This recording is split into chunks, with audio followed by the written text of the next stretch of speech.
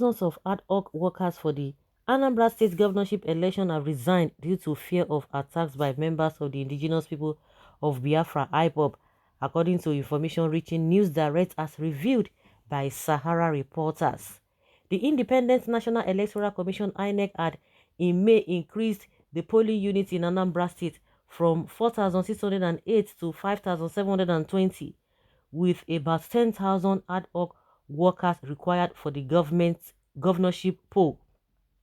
However, despite its declaration of preparedness, many of those who signed up for the role have resigned. A source said INEC is now short of thousands of ad hoc staff members due to Ipob instructions.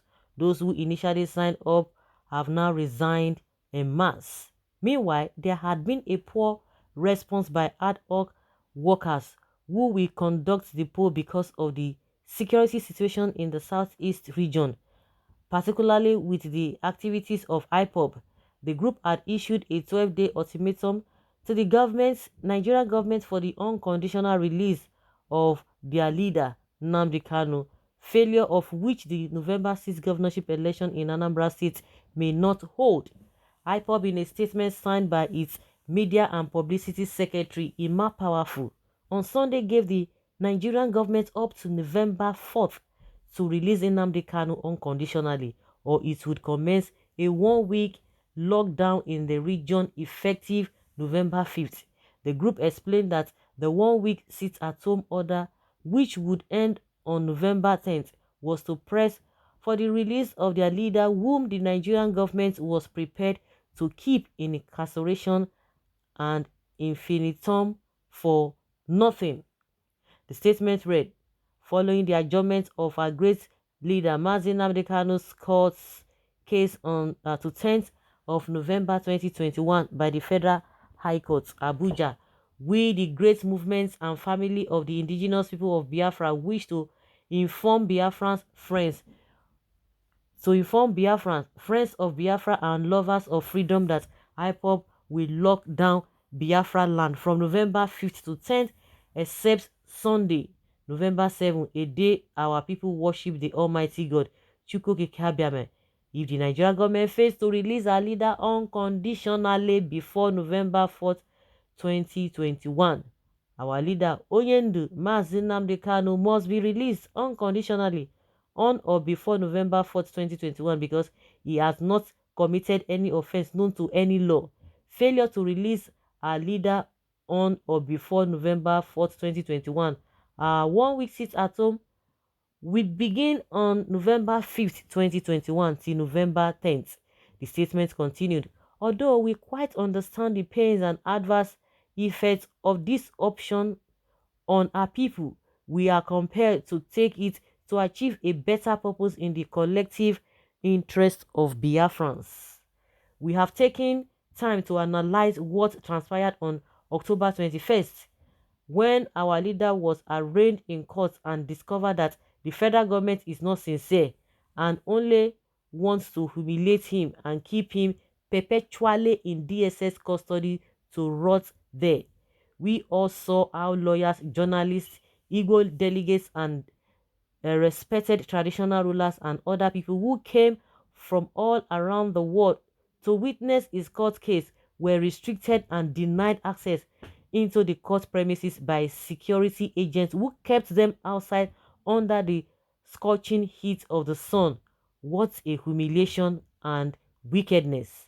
We cannot accept that anymore. We can never allow our leader Onyendu Kanu to be tried secretly, and we can never also allow him to be tried under Sharia law under any guise. Nigeria must follow international laws in handling our leader.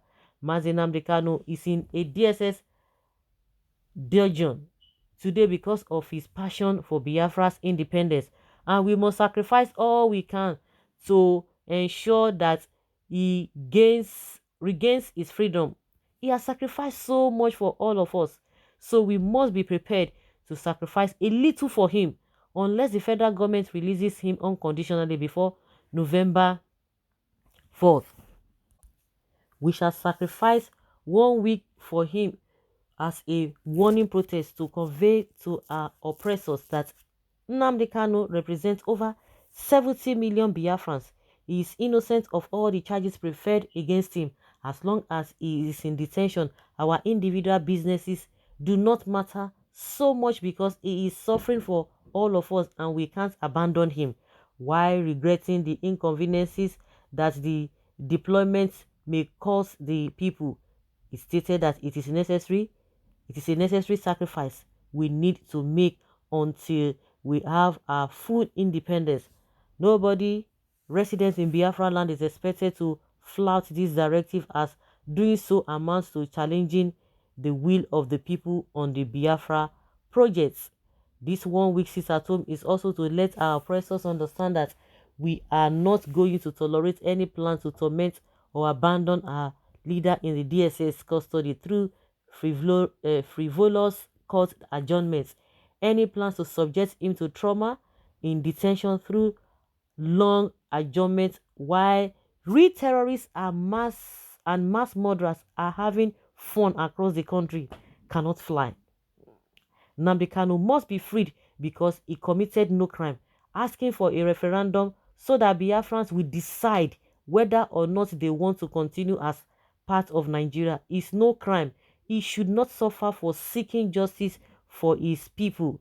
We have been enslaved and caged enough by the Fulani-controlled federal government of Nigeria and its allies. If we shut down Biafra land just for 1 week to secure our permanent freedom, it is worth the sacrifice. Everybody should brace up for this sacrifice. Oh my God. Oh yes, so you can say their own is too much. When you know, for people who, or for the leaders who really want peace, who really want the progress of this country, would have solved all this problem for a very long time. We are not even thinking of what people who are talented are creating innovative creativity here and there. We are not even talking. We have been talking about Esme, Katu, this and that. Oh, what? Where there is none. Talking about what? Where there is none. Oh, you can say, oh, this Ipob member said that one is too much. What do they do? Should they hit the streets? Oh, they have done that in the past, which didn't all go well. A lot of people lost their lives. Now they say sit at home, nobody's going to disturb anything, this and that. And if you look at this whole thing, a lot of people might not even understand it. Somebody who has lost a lot, he has lost a lot. You can look it from different angles, and that is why we need people who are very, very, very sensible, people who are sensitive to the things happening. They will find solution to all of these things. Both sides, the people who are talking about who want to go out, oh, this is what we do, we don't even have any other job, nobody's going to give us anything. Just like the transporters are looking for palliative. Are you going to blame them? And when you look at the other side, Nnamdi Kanu, he has lost a lot. And these are the things that the leadership of the Southeast ought to have done before this whole thing escalated to what it is now. And now who is controlling who? No wonder Ifeanyi Ubah is looking left and right to meet Nnamdi Kanu just because of the election. These are the things that they ought to have done from the beginning. But I don't know what their problems are. So guys, let's hear your opinion and have your take on this.